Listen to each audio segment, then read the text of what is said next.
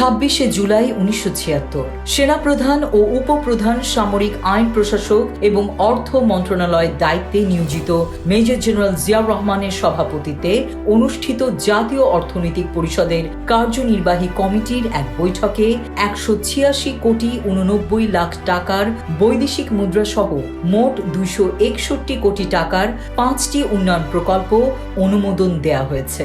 অনুমোদিত প্রকল্পগুলো হচ্ছে খোয়াই নদী বাঁধ প্রকল্প, বাংলাদেশ কৃষি গবেষণা পরিষদ প্রতিষ্ঠা, মংলায় মৎস্য সংরক্ষণাগার নির্মাণ, দিনাজপুরের সেতাবগঞ্জে চিনিকল স্থাপন এবং দেশের বাণিজ্যিক জাহাজের বহর বৃদ্ধির জন্য 16টি সমুদ্রগামী মালবাহী জাহাজ ও 3টি ট্যাঙ্কার ক্রয়।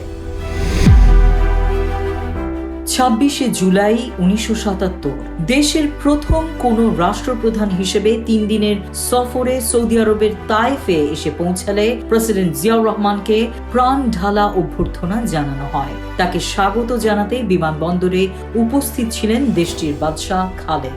যুবরাজ ফাহাদ ছাড়াও সেখানে উপস্থিত ছিলেন মন্ত্রী পরিষদের সদস্যবৃন্দ। এদিকে সৌদি আরবের উদ্দেশ্যে ঢাকা ত্যাগের আগে বিমানবন্দরে সাংবাদিকদের জিয়া বলেন, সৌদি আরবের সাথে আমাদের দ্বিপাক্ষিক সম্পর্ক গত 1.5 বছরে চমৎকার এক পর্যায়ে উন্নীত হয়েছে এবং সব দিক দিয়ে এই সম্পর্ক আরো জোরদার হবে বলে আমরা আন্তরিকভাবে আশা করি। দেশটির সর্বোচ্চ পর্যায়ে সম্ভাব্য সব রকম সহযোগিতা নিয়ে আমরা আলোচনা করব। 26শে জুলাই 1978 প্রেসিডেন্ট জিয়াউর রহমানের সভাপতিত্বে অনুষ্ঠিত উচ্চ পর্যায়ের এক বৈঠকে সড়ক পরিবহন, সেচ, মৎস্য চাষ ও বৃক্ষরোপণের সমন্বিত উন্নয়নে 1200 কোটি টাকা ব্যয় সাপেক্ষ একটি মহাপরিকল্পনা নিয়ে আলোচনা হয় এবং এটি এখন বিবেচনাধীন। বৈঠকে শহর এলাকায় বর্তমান প্রকট ও ক্রমবর্ধমান আবাসিক সমস্যার সমাধানে 10,000 বহুতল বিশিষ্ট ভবন ও 50,000 আধা পাকা বাড়িসহ 60,000 গৃহ নির্মাণের প্রস্তাব নিয়েও আলোচনা হয়। 26শে জুলাই 1978 প্রেসিডেন্ট জিয়াউর রহমানের অনন্য উদ্যোগের ফল ইউরোপীয় সাধারণ বাজারভুক্ত ইইসি 9টি দেশে সুতি বস্ত্র রফতানি করবে বাংলাদেশ। ব্রাসেলস এ ইইসির সদর দফতরে এ সংক্রান্ত একটি চুক্তিতে স্বাক্ষর হয়েছে। চুক্তিটি 1982 সালের 31শে ডিসেম্বর পর্যন্ত বলবৎ থাকবে। 26শে জুলাই 1979 জাতীয় পর্যায়ের স্বনির্ভর কর্মীরা সাক্ষাৎ করতে এলে তাদের সঙ্গে মত বিনিময় করেন প্রেসিডেন্ট জিয়াউর রহমান। এই সময় সিদ্ধান্ত নেওয়া হয় যে সরকারের কাছ থেকে যথাযথ সাহায্য সহযোগিতা নিয়ে স্বাবলম্বনের সর্বাধিক প্রচেষ্টা চালানোর মাধ্যমে জনগণের মৌলিক চাহিদা মেটানোই হবে স্বনির্ভর গ্রামগুলোর লক্ষ্য।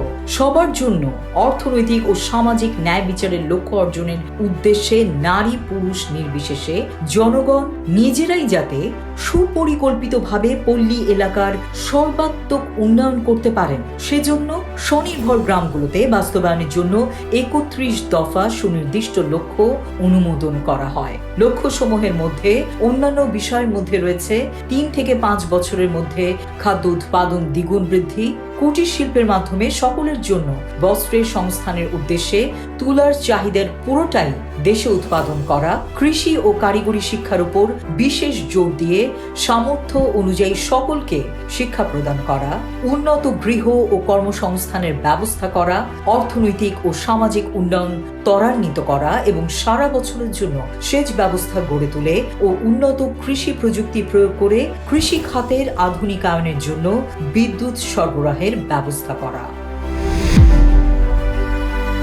26শে জুলাই 1980 প্রেসিডেন্ট জিয়াউর রহমানের সভাপতিত্বে অনুষ্ঠিত পরিকল্পনা কমিশনের এক বিশেষ বৈঠকে কমিশনের প্রস্তাবিত পুনর্গঠন প্রকল্পটি বিস্তারিতভাবে পরীক্ষা করে দেখা হয়েছে। প্রকল্পটি দ্রুত চূড়ান্ত হবে বলে সভা থেকে জানানো হয়।